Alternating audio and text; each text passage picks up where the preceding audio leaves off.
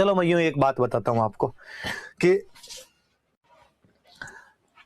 ये जो अचलदास खिंची था ना, इसकी शादी कुंभा की बहन हुआ करते थे लाला मेवाड़ी, उन लाला मेवाड़ी के साथ की थी। लाला मेवाड़ी बड़ी दबंग रानी थी भाई, और जिसका भाई कुंभा हो वो रानी दबंग नहीं हो तो कौन दबंग हो भाई, है? कोई किसी लड़के का भाई इतना पावरफुल हो, वो लड़की जीने दे किसी को? वो अपने पति की नहीं माने, बाद में क्यों माने? अगले भाई का डर दिखाए।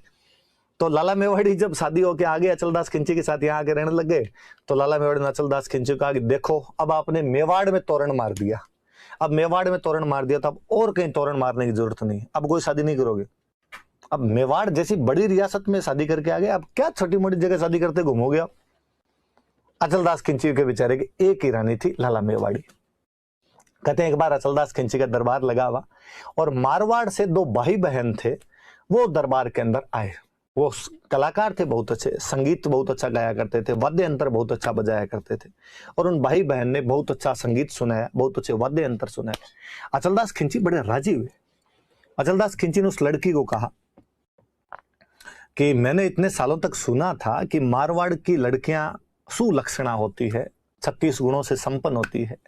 आज पहली बार मैं मेरे सामने साक्षात देख रहा हूं कि आपका कंठ कितना सुरीला है, आप कितना अच्छा वाद्य यंत्र बजाते हैं, बोलना चलना उठना बैठना, वाकई भगवान ने मारवाड़ की महिलाओं को संपूर्ण गुण प्रदान किए। वो लड़की बोलने में भी बड़ी इंटेलिजेंट थी। उसने कहा कि राजन, यदि आपको मारवाड़ की लड़कियां इतनी पसंद है तो क्यों ना आप किसी मारवाड़ की राजकुमारी से शादी कर ले। अचलदास खिंची ने कहा करनी तो है, पर इलाज क्या है? पीछे कुंभा वाली बहन आ रखी है लाला मेवाड़ी, वो करने नहीं दे। पर अब लोगों के सामने ये बात तो आदमी कैसे बता देगी भाई, उधर का डर लगता है अपने को। अचलदास खिंची बोले कि हाँ हाँ हाँ, आपकी नजर में कोई अच्छी राजकुमारी हो तो बताओ मुझे।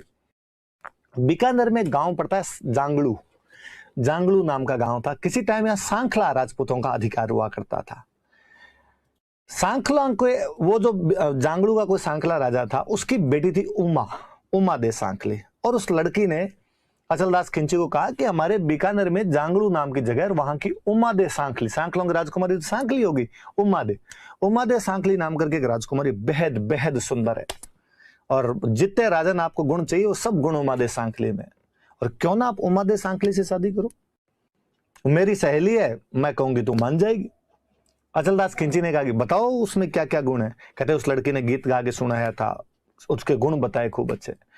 लक्ष्मी कुमारी चुंडावत की 1960 के आसपास लिखी हुई एक बुक है, उस बुक में मैं उमा दे सांखली की एक बार कहानी पढ़ रहा था, तो वो जो लड़की गाना गा के सुनाती तो उसमें जो गुण बताए हुए हैं उमा दे सांखली के, तो बड़े जोरदार गुण, कि वो जैसे पूनम का चांद है, वो जैसे खिलता गुलाब है, वो जैसे सरोवर का कमल है, वो चावल का आधा चौथाई दाना ही खाती है, फूंक मारे तो उड़ जाए, मतलब एकदम यूं जीरो फिगर है उस टाइप का एकदम, वो बहुत अच्छा वर्णन करती है। मैं जब भी वो चुंडावत जी वाला वर्णन पढ़ता हूँ उसका, जो उस लड़की ने जो उमा दे सांखली का वर्णन किया था, तब कुमार सानू वाला एग्जैक्टली वो गीत याद आता है कि एक लड़की को देखा तो ऐसा लगा। मुझे लगा यार ये वर्णन या तो कुमार सानू ने इस किताब को देख के लिखा है, या लड़कियों की सुंदरता के बारे में इसी प्रकार की बात की जाती है, महिलाओं की सुंदरता भारत में इसी प्रकार से बखानी जाती है, ऐसा रहा होगा। अचलदास खिंची बड़े राजी हुए। अचलदास खिंची ने कहा डन, आप तो जाके बात करो, अपने आएंगे वहां पे।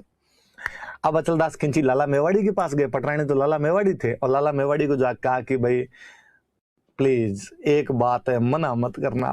लाला मेवाड़ी ने कहा क्या है?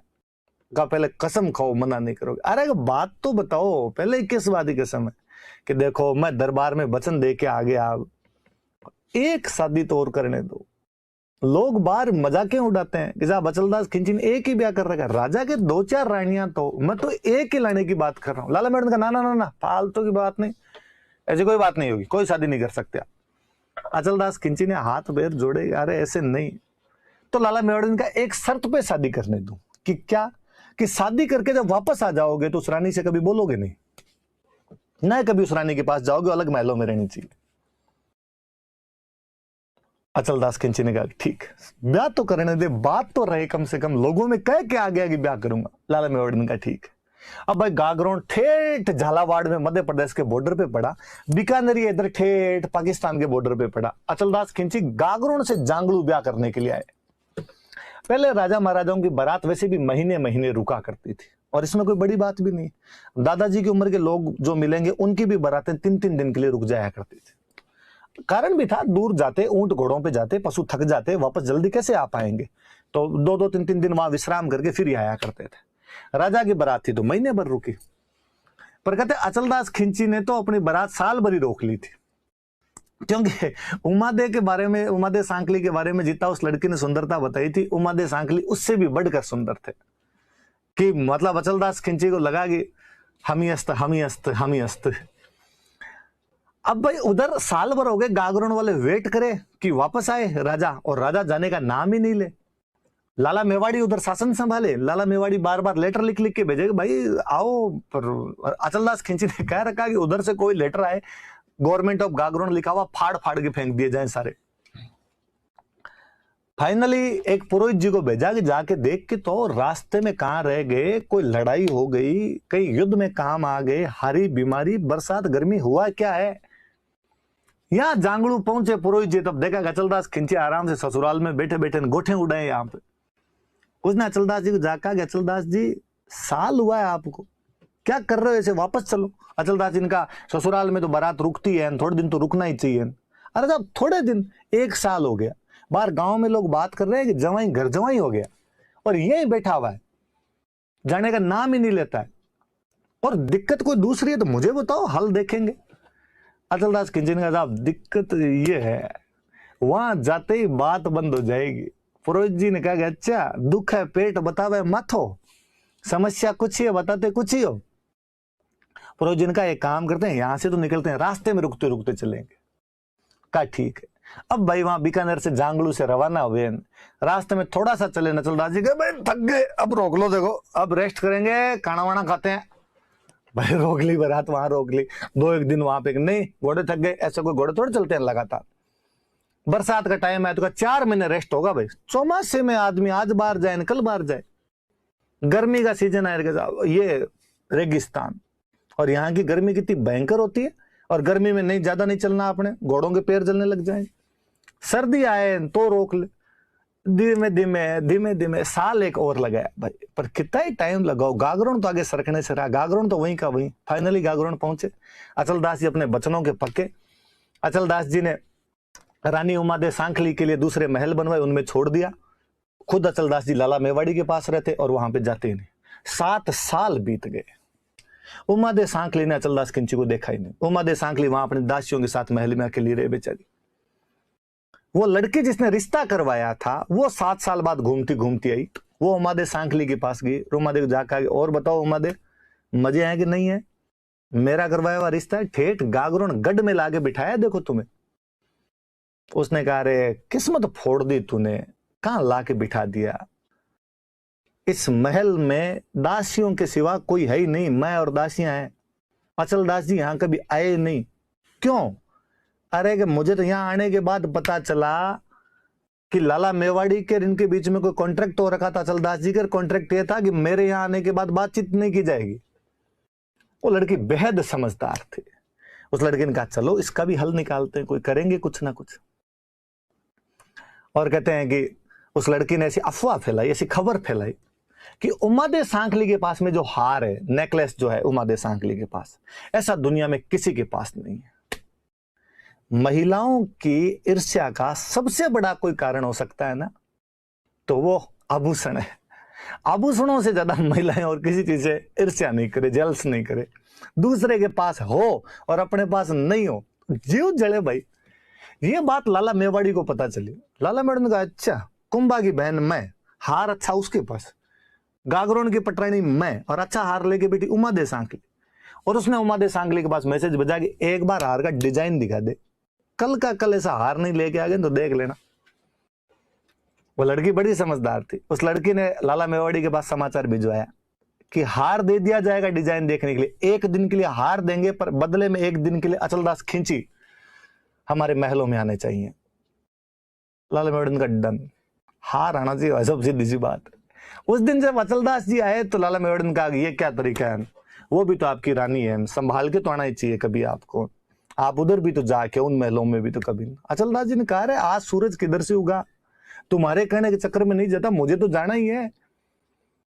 और कहा नहीं नहीं, मैं आपको आज के लिए अनुमति प्रदान करती हूँ, आप वहां जाइए। कहते हैं भाई अचलदास जी महलों के अंदर गए। मुझे लगता है उमा दे सांखली ने भी गीत गाया होगा कि जाने कितने दिनों के बाद गली में आज चांद निकला। 24 घंटे बीते। 24 घंटे बीतते ही लाला मेवाड़ी की जो दासियां थी वो आई और आगे कहा भाई अचलदास जी को लाला मेवाड़ी वापस बुला रही। अचलदास जी जब वापस जा रहे थे तो लड़की बाहर ही बैठी थी। उस लड़की ने कहा कि पोहर बही पगड़ो हुओ बिछड़न रही है बार, लै सखी थारो बालमोन उदय मारो हार। पोहर बही, सुबह हो गई है, पगड़ो हुओ, एक दिन बीत गया है, बिछड़न रही है बार। अब उमा दे सांखली और अचलदास खिंची के बिछुड़ने की वेला आ गई है।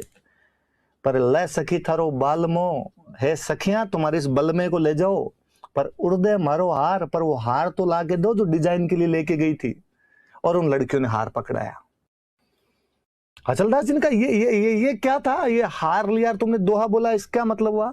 और उस लड़की ने हार को यूं लहराते हुए कहा कि साहब इस हार के बदले में 24 घंटे के लिए खरीदा था। गागरोन के राजा की कीमत एक हार है।